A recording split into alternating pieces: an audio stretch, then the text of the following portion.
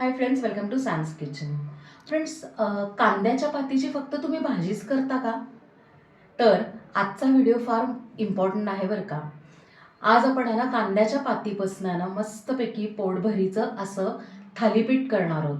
अगदी पौष्टिक आहे. महत्त्वाचं म्हणजे ह्याच्यात ना जास्त पिठांची गर्दीसुद्धा नाही आहे बरं का. पूर्ण व्हिडिओ बघितला तर तुम्हाला नक्कीच लक्षात येईल की किती साधं सोपं आहे आणि कमीत कमी इन्ग्रेडियंट्समध्ये होणारं आहे. 3, 2, 1. कांद्याच्या पातीचं आहे ना थालीपीठ करण्यासाठी आपण एक बाउल घेतलेलं आहे. आपण आहे ना थालीपीठाचं पीठ भिजवणार आहे. त्यासाठी आपण इकडे 1 वाटी असं अख्खं भरून आहे ना ज्वारीचं पीठ घेतलेलं आहे. 1 वाटी भरून बाजरीचं पीठ, 2 वाट्या भरून अशी आहे ना बारीक चिरून घेतलेली आणि धुवून घेतलेली कांद्याची पात, चवीप्रमाणे मीठ, मिरची आणि लसणाचा ठेचा, पाव चमचा आपण ओवा घेतलेला आहे. तो असा थोडासा हातावर क्रश करून टाकायचा, असं स्प्रेड करून टाकायचा. 2 चमचे तीळ, 1 चमचा दही. दह्याने काय होतं, आपलं जे थालीपीठ आहे ना तर ते छान मऊ राहतं. अर्धा चमचा हळद, पाव चमचा हिंग. आता हे जिन्नस आहे ना आपण आधी मिक्स करून घेऊया आणि जसं लागेल पाणी तसं त्या पद्धतीने आपण भिजवून घेऊयात. आपण छान मिक्स केलेलं आहे. आता थोडं थोडं पाणी वापरून आहे ना मस्तपैकी थालीपीठाचं पीठ भिजवून घेऊया. छान मऊसर असं आपण आहे ना पीठ भिजवलंय. आता शेवटी काय करायचं, थोडंसं तेल टाकायचं आणि परत एकदा आहे ना मळून घेऊयात. म्हणजे काय होतं की तेल सगळीकडे ग्रीज होतं. तेल ग्रीज करून झालं की 15 ते 20 मिनटं आपण आहे ना हे पीठ मुराला ठेवूयात झाकण ठेवून. 15 मिनटं झालेली आहेत, आपण चेक करूया. पीठ छानपैकी मुरलं. आता ह्याचे ना आपण इक्वल आहे ना 3 गोळे करून घेऊया. 3 गोळे आपण करून घेतलेत म्हणजे 3 थालीपीठं होणार आहे. या प्रमाणात आहे ना बरोबर 3 थालीपीठ होतात. थालीपीठ लावण्यासाठी आपण आहे ना काय केलं, इकडे ना एक तवा घेतलेला आहे. त्याच्यावर थोडंसं तेल टाकून असं हाताने ग्रीज करूया.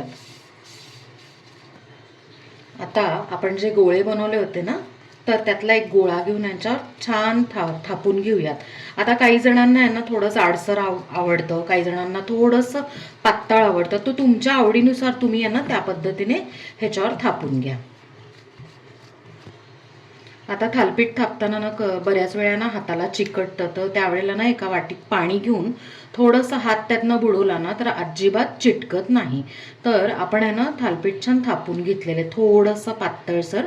आणि हे ना होल करून घ्यायचे. म्हणजे काय होतं की आपण ह्याच्यात आहे ना थोडंसं तेल घालून ते आपण आहे ना छान फ्राय करणार. इव्हनली सगळीकडनं फ्राय होतं. आता या होल्समध्ये आहे ना 1-1, 2-2 थेंब तेल घालून घेऊयात. तवा आपण आहे ना गॅसवर ठेवून घेऊयात. आता गॅस ऑन करून आपण आहे ना तवा ठेवलेला आहे. मीडियम टू लो फ्लेमवर ठेवायचा आणि छानपैकी खालून मस्त भाजून घेऊयात. आता 1-2 मिनटं आपण झाकण ठेवून त्याला छान वाफ आणूयात. 3 मिनटं झाली, चेक करूया. आता 3 मिनटं झाल्यावर ना काय होतं माहिती आहे का की हे कोरडं पडत जातं आणि इकडून आपल्याला कलर चेंज दिसतो बरं का. हलका गुलाबी दिसतो. आपण आता उलटून बघूया. येस, बघा कलर किती छान चेंज झाला आहे. आता दुसऱ्या साईडनी पण 1-2 ते 3 मिनटं आपण छान भाजून घेऊया.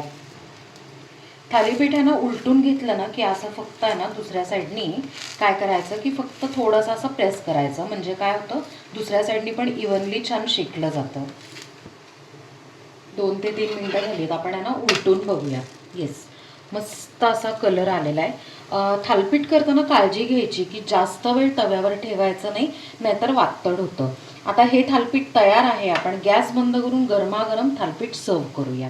फ्रेंड्स, गरमागरम मस्त असं खमंग कांद्याच्या पातीचं थालीपीठ तयार आहे आणि आपण ते इथे सर्व केलं आहे. त्याबरोबर आहे ना ताजं लोणी, त्यानंतर ताजं दही आणि घरी केलेलं असं ताजं हिरव्या मिरचीचं लोणचं किंवा खारातली मिरची सर्व केलेली आहे.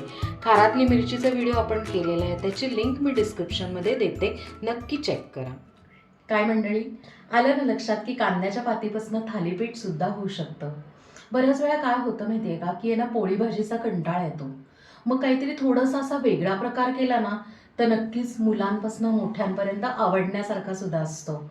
आता ह्याच्या आधी सुद्धा आपण बरेच ना थालीपीठाचे प्रकार केलेले आहेत बरं का. त्याच्या सगळ्या लिंक्स मी डिस्क्रिप्शनमध्ये देते.